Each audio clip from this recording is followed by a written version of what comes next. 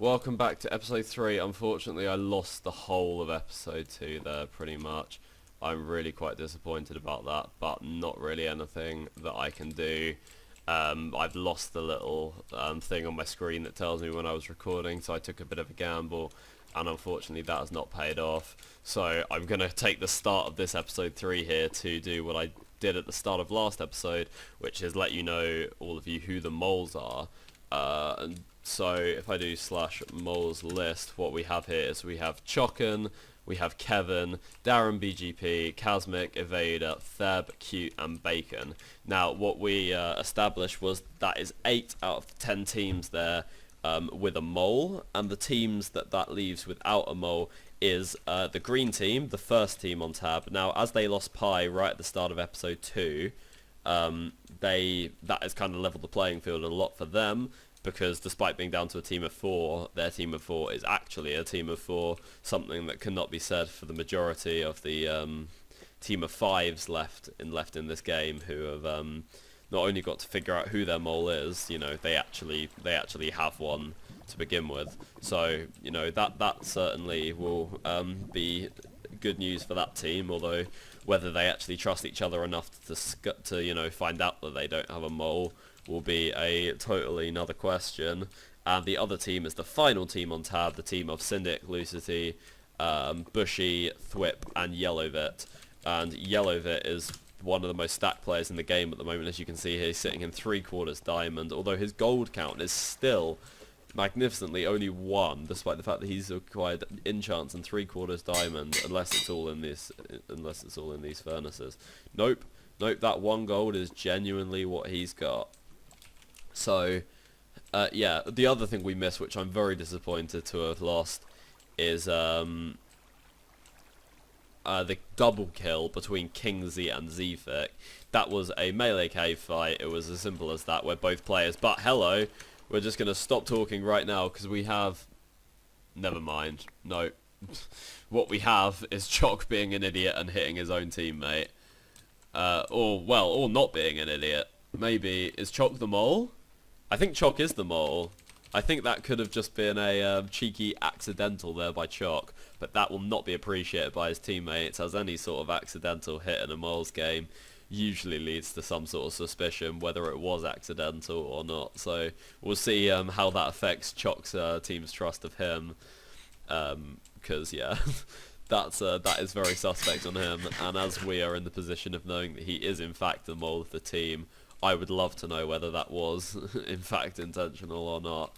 But yeah, we won't hang about with this team, as it doesn't look like that is going to progress any further as a fight. Might as well TP to Merc right here, as he's just mined more diamonds. That is his. He's just used the 9 diamonds that he now has and has crafted himself half diamond armor to go alongside the 34 gold that he's got. He's having, you know, a fairly good caving game. It's nothing like absolutely incredible, but I'm sure he'll be happy enough to have acquired that much stuff. The real person we should be TPing to is Walshy, who I believe I saw has now over a stack of gold. It's not in his inventory, but I'm guessing most of these furnaces will be dominated by that gold, which it is. And that's to go with the 3 golden apples he already has on him, an ender pearl and 6 diamonds to accompany that. So yeah, very good haul there already as far as Walshy is concerned. Merrick, that's someone who I haven't actually TP'd to yet this game, mining his more diamonds to take his total up to as high as 15, which means he now has 7 more diamonds to accompany the diamond chestplate, which the fact that he appears to be making armor, I assume that he will use those diamonds and make himself some pants when he gets the time. Merrick is on the team with Darren, Sam, Vernon and Tux. I believe the mole on their team is Darren, and he appears to be the enchanted player on this team, or at least his weapons are enchanted. Is his armor not enchanted, or I cannot really tell. Oh, Apex Twinkie and Sindo. We have an actual fight going on here. We have what appears to be a team of 2, a team of Bushy, Half and Sindo. Now this is one of the teams. Oh god, we have Lucity. Merrick was slain by Lucity. Fucking hell. We have the ultimate. We have cold fighting Sam now to end off this fight. I already missed the Lucity kill on the loosely kill on Emeric. Emeric, who I believe was one of the moles. But we're going to watch this intense cave fight here. Unfortunately, 2 of the fights that have happened are going on at the exact same time. But Sam is unenchanted here in this fight. The same cannot be said for Cold, who I believe is going to get the kill on him here, and does. So that takes Sam and Thingy. But Mr. Cute, we have another fight here. Cute, I believe, who is a mole, is probably almost dead. Yes, he is, and I believe Lemboy will finish him off right here, and he does. That looked to be a mole-esque kill, and Mr. Cute, who was in fact their mole, is out of the game, and they will probably know that, assuming that he already picked up a mole kit. The presence of a weakness potion in his inventory would suggest that that is in fact the case. So Lemboy is now on 2 kills, having taken out both Speedo... Speedo was actually taken out by Cute, which allowed them to realise he was the mole. So we now have Mav, Lemboy and Sarastone as a team of 3. However, they are in a very strong position in this game of being able to trust each other, knowing full well that none of them are the mole. Moving on, so I believe we missed one of the fights, which was Emeric being killed by Lucity. If I go / mole's list, so... Was Emeric the mole? No, he wasn't. So Cute has been taken out. I believe he is the only mole so far to be dead. The rest of them are still alive. So Darren's job has been made significantly easier, as the fact that he now only actually has to take out 2 teammates. Now, let's not underestimate that one of those teammates is in fact Tuxedo Penguin, but Darren will probably count himself lucky that he is only dealing with now a team of 3 rather than a team of 5, as there is, whichever way you look at it, that is a far easier situation to be dealing with. Okay, I'm gonna TP to Miles 1 Baseball. As a player, I've not TP'd to yet this game, and I want to try and, even out my coverage as much as possible. So, Miles is unenchanted so far, with 3 diamonds to 6 gold, so not enough gold or diamonds to actually make anything with any of them, but, it could be worse. /H. Oh, I don't think /H is actually a command you can do. But Miles is, he could be doing worse, I suppose, but the caving luck is not really on his side so far. Kazmik now has 9 diamonds, as long as none of the ones that he's mining here burn, which it wouldn't surprise me if they did, considering the predicament in which he is mining said diamonds. But nope, he gets them all safely and takes his total up to 9 diamonds, and that joins the potions that he achieved using the Potter Mole kit.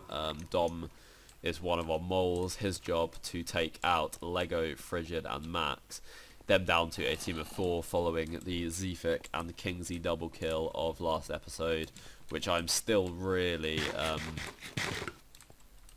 disappointed to have missed. But there's been some decent action so far this season, which I'm sure for a 50-player game Sonic would be very happy about, because 50-player meetup, as cool as it would be, especially from my position of having to spectate this game. But let's just take a minute to appreciate Daff's 87 gold. What is happening here? A stack of uncooked stuff to accompany the 22 that he has already smelted up this game, and more to come as we're watching him mine right here. Only a 1 vein there, but I'm sure he won't be too disappointed, and there is even more down here if he finds it, which he doesn't. He runs straight over it. But again, even more right here. This is an unbelievable caving trip for Daffs, who is on the verge of reaching triple figures in his gold count. Very impressive. Although we have here Space Pod really not far behind him with over a stack of gold, nearer to 100 than a stack, which is fairly impressive. But the diamond front to him, only 5, although that is 5 and a pickaxe, and I don't know... Oh, he is 1 reed short of making an enchant table. I'm not sure whether the rest of his team have got them. I assume not, unless he is making his own for mole reasons. We have Flame Orb here with 5 beds in his inventory for no reason whatsoever, although on top of 5 beds he does have 3 diamonds, 2 golden apples and 23 other gold, so things could be worse. Although why he has those beds in his inventory, I am fascinated to find out. Talon taking his total of diamonds up fairly high to now 3/4 of a set of diamond armor. Although the fact that he has made a diamond pickaxe is going to take away from that armor slightly. But yes, he's mining a bit of gold on top of that. He has 8 apple along with 8 uncut gold and a further 2 that he has already smelted up. And I'm sure Talon will be perfectly happy with the situation he's in at this stage of the game. Exaloc mining 15 diamonds, fairly respectable tally that. He's got he's got 4 efficiency 4 books, so I seem to have missed the fact that Exo was in a stronghold at some point. Shame we didn't see that, but I'm sure his reaction seeing 4 enchanted books would have been slightly comical when he found out that they were efficiency. Although, efficiency 4 diamond pickaxe, it's if this was Arctic and he was able to strip mine, I'm sure he'd count himself very lucky. But I think those enchanted books are going to be wasted on the nature of this being a recorded round with no strip mining and the fact that strip mining is boring content, whichever way you want to look at it. But Daffs now has taken his gold total to over 104 he has sat on. That is an unbelievable total, but miraculously it doesn't look like he has mined a single diamond to go on top of that. Really, really strange from here, but considering we had earlier in the game, I believe. Oh, hello. Let's be wasting no time. Lego Beast and Maximum 50 hitting. Oh my god, it's a fucking another accidental fight. But are they digging down on somebody? If I do a quick slash near, oh, we have Wushi. We have two of the 4 players. Sorry, on the green team. I assume that has got to be. Oh no, that's not who they're digging to. Is it Frigid? What on earth? I'm quite confused here. Who is it they're digging to? Whoever it is, they're shifted up, but Lego, Frigid, and Max are all on the same team.